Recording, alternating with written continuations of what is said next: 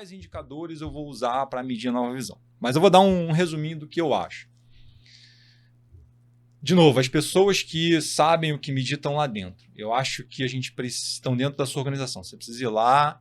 Eu não posso dizer, hoje eu estou na indústria química. Eu vou falar os indicadores que eu uso, não vão fazer sentido para alguém que está no transporte, para alguém que está em bens de consumo e tal. Então você precisa ir entender e conversar com as pessoas.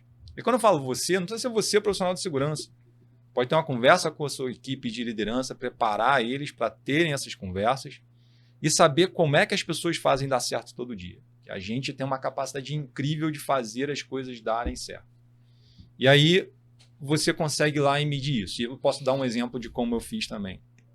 E uma outra coisa que a gente precisa entender muito bem é a variabilidade. Gestor é muito bom de curva normal na hora de dar rating para as pessoas no final do ano, né? Para decidir, não, tem que ter 5% vai ganhar o rating top. Aí entra a curva de Gauss, né? Aí todo mundo sabe. Mas no dia a dia ninguém sabe, aconteceu um acidente, cara, mas o cara não vê que a variabilidade dele estava levando ele a ter um acidente a qualquer momento. Mas sobre medição, acho que uma coisa, um projeto que eu fui, digamos, amadurecendo ao longo do tempo foi de caminhadas de líderes, né? Ou de papos de liderança, tal. Acho que muitas empresas vão se identificar porque fazem isso. Safety Walk, né? Safety Walk, Safety Gemba, tem um monte de nome, já chamei de um monte de nome. Mas o último foi um projeto que eu implementei com um colega, amigão, Danilo Pereira, né? Aprendi demais. Danilão, um abraço para você. A gente trocou, consegui arrumar um emprego para ele no Rio, ele está vivendo o sonho de morar no Rio, eu estou aqui em São Paulo. Inverteu. Mas a gente fez o seguinte, a gente fez uma caminhada de liderança um pouquinho diferente. A gente fez um workshop com os líderes, na verdade 2 workshops de 1 hora, e falamos um monte de conceitos de nova visão. Demos uma estrutura para eles começarem a conversa com as pessoas, e a ideia era que eles conversassem justamente para entender como é que é o trabalho daquela pessoa do dia a dia. Como é que são os obstáculos. A gente deu até um guia de perguntas, não precisava seguir aquelas perguntas. Mas o legal, as grandes sacadas foram na resposta. Primeiro que você não ia anotar quantas besteiras, quantos comportamentos inseguros, quantas condições inseguras você tinha encontrado. Para isso a gente tinha outras ferramentas, quase acidentes, BBS, tal. Então. Não era BBS, era você realmente entender o que estava acontecendo. E aí depois, eu falava para o pessoal, o grande, se planejem para fazer isso. A gente, claro, tinha uma meta para eles fazerem, né? Como toda grande corporação. Falei, olha, vamos estabelecer essa meta direitinho, porque assim, não é fácil o que a gente está propondo.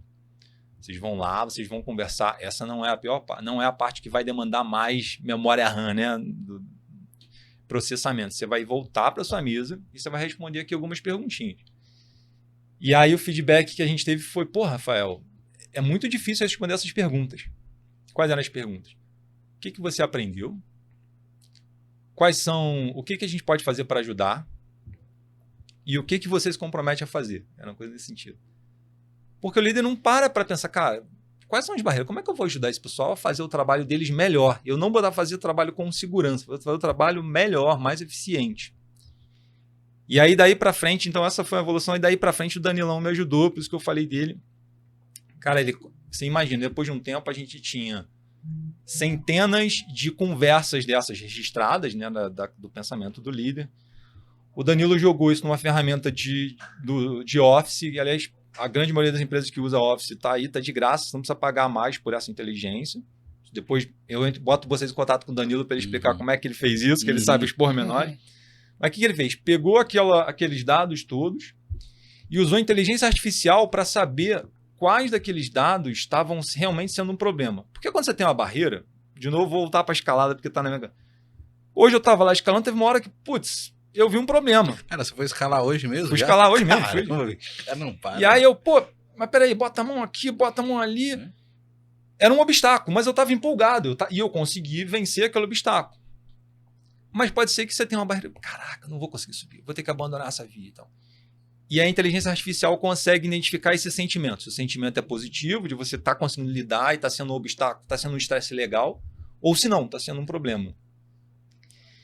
E aí, depois de identificar quais estavam sendo problemas dentro daquelas centenas, você conseguia identificar as palavras-chave, os temas principais que eram recorrentes.